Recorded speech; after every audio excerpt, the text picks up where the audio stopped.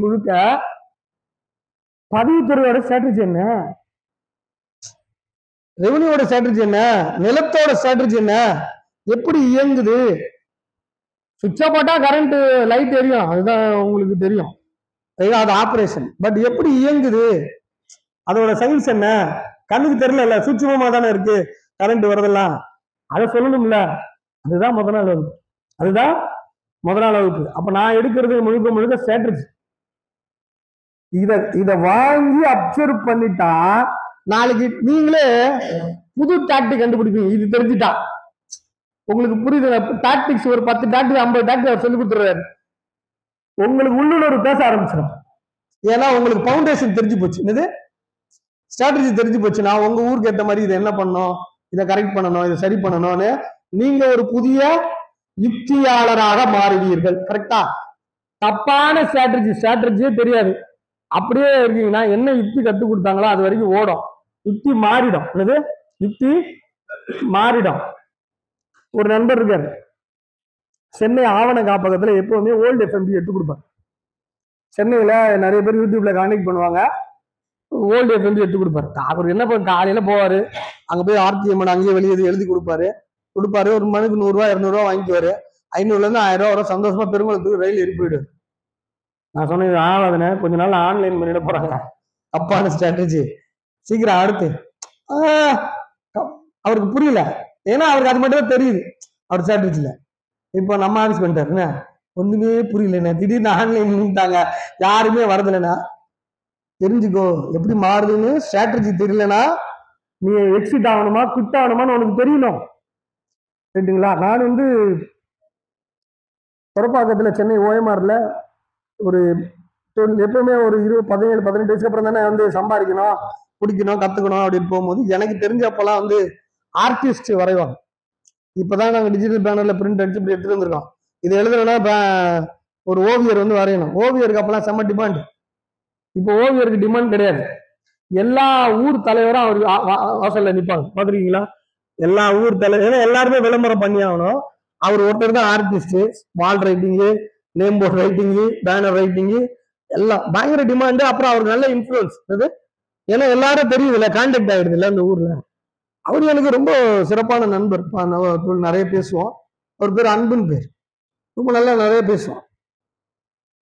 பண்ணிக்கிட்டே இருக்கும்போது அவர் என்கிட்ட சொன்னார், அண்ணா எங்களோட சங்கத்தில் அரசுன்னு ஒருத்தர் இருக்காரு, ஓவியர் சங்கத்துக்கு, அவரு முதல்ல டிஜிட்டல் பேனர் அவர் வாங்கிட்டாரு. டிஜிட்டல் பேனர் மிஷின் ஃபாரின்ல இருந்து அவர் இங்க வர்றதுக்கு முன்னாடி அவர் தான் வாங்கிட்டான். தொழில் போகாதுன்னு நினைக்கிறேன்னா எப்படின்னா, நான் போய் பார்த்தேன், அப்படியே என்ன எழுதுறமோ அதை அப்படியே டைப் பண்ணி கொடுத்தா சூப்பரா அதுவே டிசைன் போட்டு பிரிண்ட் அவுட் கொடுத்துருது. மொத்த தொழிலும் இன்னொரு இந்த கீழே நிக்கிற தலைவர்லாம் கார்ல நின்று வெயிட் பண்ணிட்டு இருக்காங்க, இதெல்லாம் நிக்க மாட்டாங்கண்ணா. அதான் அவ்வளவுதான் தெரிஞ்சு போச்சுங்க. என்னென்ன பண்ணோம், படிக்கல, நான் என்ன பண்றதுன்னே தெரியல, இதை தவிர வேற எதுவும் இதை நம்பிட்டேன். அவர் ஒரு ஓவியர், பட் ஆனா அவருக்கு ஸ்ட்ராட்டஜி தெரிஞ்சிருச்சு. இல்லது முன்கூட்டியே ஃப்ரெஷ் கண்டென்ட் தெரிஞ்சிருச்சு. உங்களுக்கு புரியுதுங்களா நான் சொல்றேன்? சரி, என்னென்ன பண்ணலாம், அரசுகிட்டயே போவோம், அவர்கிட்டயே ஆர்டர் எடுப்போம்.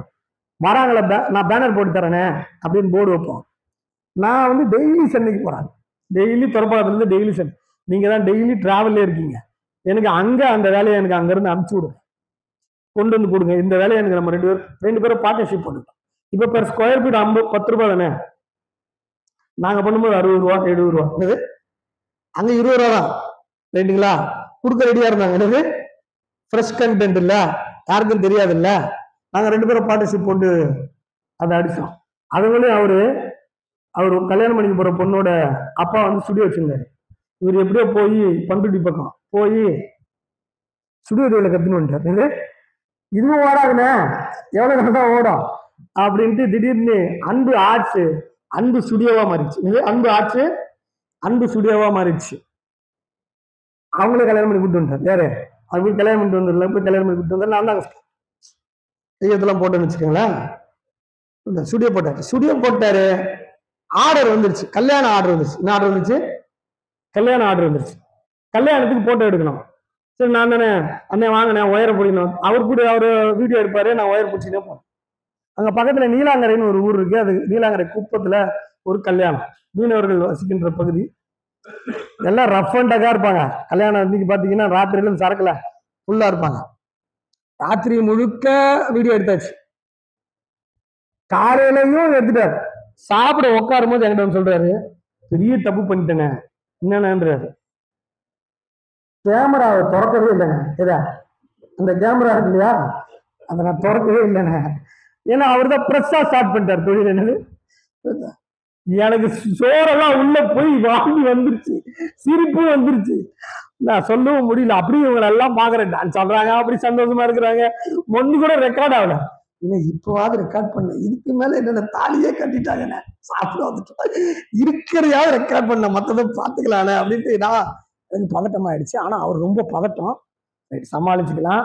இப்போது யாருக்கும் ஒன்றும் தெரியாது, இது அப்படியே மெயின்டைன் பண்ணுங்க, என்னது அப்படியே மெயின்டைன் பண்ணுங்கன்னு சொல்லி ஏதோ ஒரு அரை மணி நேரம் 1 மணி நேரம் ஃபுட்டேஜ் மட்டும் எடுத்துக்கிட்டு வந்துட்டோம். அவ்வளோதான் முடிஞ்சு.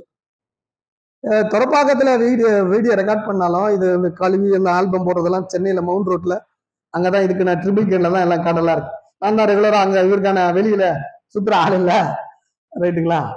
அவன் ஒரு அடுத்த வாரம் தான், 1 வாரம் கழிச்சு தானே வருவான். கல்யாணம் எல்லாம் முடிச்சு ஆல்பம் எங்கேன்னு கேட்கறான். அங்க மெட்ராஸ் இருக்கு, அடுத்த வாரம் வரும். இன்னும் 3 மாசம் எப்படியாவது தள்ளிடு, அதுக்கப்புறம் அவனுக்கு கோபம் கரைஞ்சிடும், அதுக்கப்புறம் சொல்லலாம் அப்படின்னும். எப்பவுமே நம்ம மிஸ்டேக் சொல்லக்கூடாது. என்னது, எப்பவுமே நம்ம மிஸ்டேக் சொல்லக்கூடாது. அதுக்கப்புறம் 3 மாசம் ஆயிடுச்சு. அங்க இருக்கிற, அதாவது மீனவர் கிராமத்துல ஒரு சங்கம் இருக்கு. எப்பவுமே எல்லாம் நாட்டாம அந்த ஊர்ல ஒரு குரூப்பா இருப்பாங்க, பஞ்சாயத்துன்னு நாங்க சொல்லுவோம். பஞ்சாயத்து, ஒரு பஞ்சாயத்து வரல சார், 8 பஞ்சாயத்து அவர் கடையில வந்திருக்கு. 8 கிராம பஞ்சாயத்து வந்திருக்கு. கடையை பின்னிட்டான், ஒரு கண்ணாடி வச்சிட்டான் கோவத்துல. நான் அங்கிருந்து போன் பண்றேன், அண்ணே நல்லா தேடி பார்த்துட்டேனே, கொடுத்த இடத்துல கேமரா இதையும் தொலைச்சிட்டாங்க. என்னது கொடுத்தேன், பதி எங்க போட்டான், அங்க போட்டான். சாரிண்ணே பண்ணிட்டு இப்ப அடுத்த ஃபங்க்ஷனுக்கு நாங்க உங்களுக்கு வந்து ஃப்ரீயாவே பண்ணி கொடுக்குறோம்னு சொல்லி ஆய கட்டி சரி பண்ணி வந்தோம், ரைட்டுங்களா. இது என்னன்னா, பிசினஸ்ல வந்து பிசினஸ் வந்து ரொம்ப ரிஸ்கான. இந்த முத தொழில் பண்ண போறீங்கல்ல, உங்களுக்கு கூட இருக்கணும். என்னது, கூட ஆள் இருக்கணும். அன்னைக்கு அவருக்கு கூட ஆள் இல்லை, எனக்கு தெரியும், நான் அனுபவிச்சோம் நாங்க 2 பேரும். இன்னைக்கு அவர் பெரிய கல்யாண மண்டபம் கட்டி பெரிய பிசினஸ் மேன். ஏன் தெரியுமா, அன்னைக்கு அவர் ரிஸ்க் எடுக்க ஆரம்பிச்சார்ல, தைரியமா ரிஸ்க். நீங்க தெரியலன்னா செய்ய மாட்டீங்க, கரெக்ட் தானே.